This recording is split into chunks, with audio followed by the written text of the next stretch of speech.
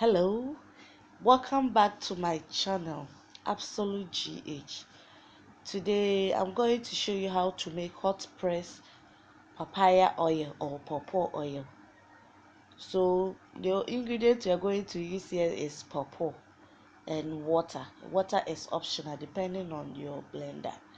So I'm going to blend full papaya, but divide it into two and use half for hot press and one half for cold press. So the link of cold press will be on the description box below. So I removed the seed from it and then chopped it into pieces. I did not add the seed because I also need the seed for another thing. So if you are not going to use the seed for anything, please add it. So I then added it to my blender, add some water and then blended it into a smooth paste.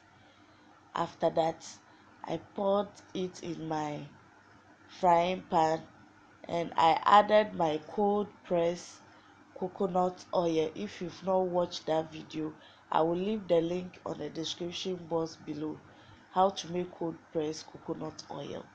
So I added some amount to it and then put it on fire. Please don't forget to like, share and subscribe to my channel and click on the notification bell so that you always be notified when I upload a new video.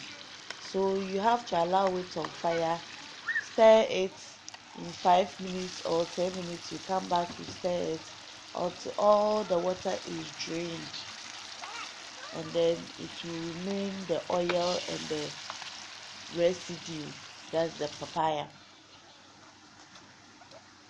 So now the water is all drained up. So after the water is drained, I'm now going to sieve it.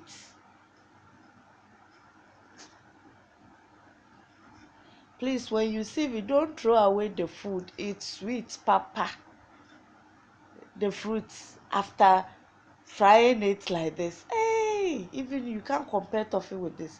So please don't just throw it away, eat it. It's very sweet.